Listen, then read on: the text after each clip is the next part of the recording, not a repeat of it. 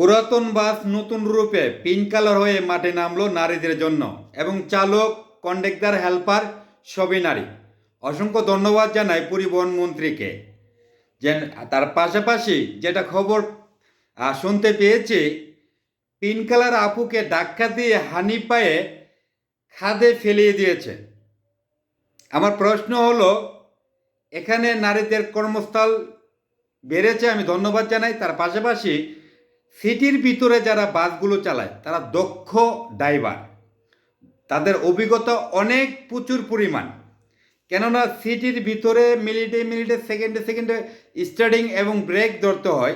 এখানে কিন্তু যদি হেল্পার, কন্ডাক্টর, সুপারভাইজার এগুলো যদি নারীদের মধ্যে থাকতো, ড্রাইভারগুলো পুরুষদের মধ্যে দেওয়ার দরকার ছিল। কেননা পুরুষ যেই গাড়ির ড্রাইভার আছে তাদের সাথে কিন্তু এই যে সিটির ভিতরে খুব ডিফিকাল্টভাবে চালাতে হয়, খুব কঠিন পরিস্থিতির মধ্যে দিয়ে কিন্তু ড্রাইভ করে নিতে হয়। সেকেন্ডে সেকেন্ডে ব্রেক, সেকেন্ডে সেকেন্ডে স্টার্টিং ধরে রাখতে হয়।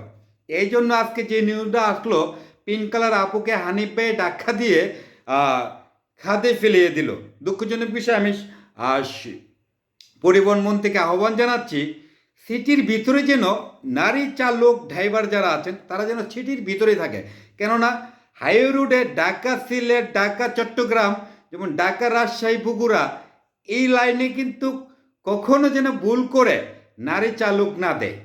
দিলে কিন্তু যেই কোনো মুহূর্তে দুর্ঘটনার মুখোমুখি হওয়ার সম্ভাবনা থেকে যাবে। এই জন্য আজকে পরিবহন মন্ত্রী, বর্তমান সরকার নারীদের কর্মস্থল বাড়িয়ে দিয়েছেন। অসংখ্য ধন্যবাদ জানাই।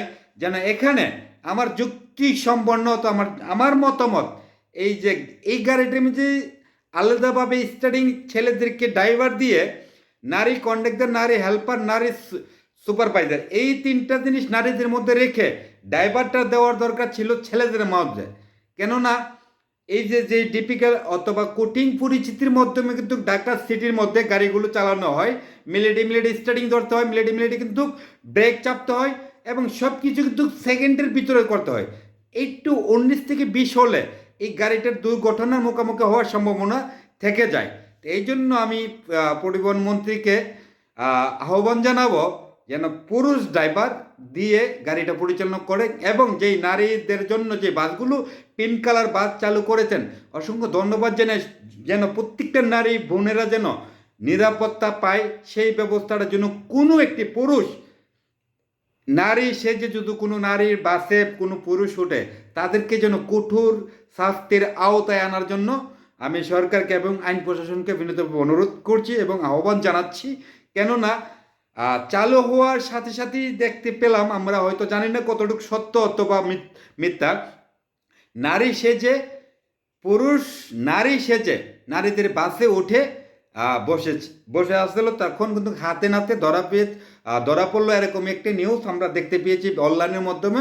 হয়তো অনলাইনে সব কিছুই সত্য হয় না, তারপরেও সরকারকে আহ্বান জানাবো নারীদের দিকে যেন কঠোর নজর রাখে, যেন নারীদের বাসে যেন কোনো পুরুষ না উঠতে পারে। তো সবাই ভালো থাকবেন। আমি কাজী মুখলেস বিদায় নিলাম। পিঙ্ক কালার আপুদের জন্য দোয়া রইল, দোয়া শুভকামনা রইল এবং হানিফ পরিবহনের জন্য সতর্ক অবলম্বন আহ্বান জানাচ্ছি।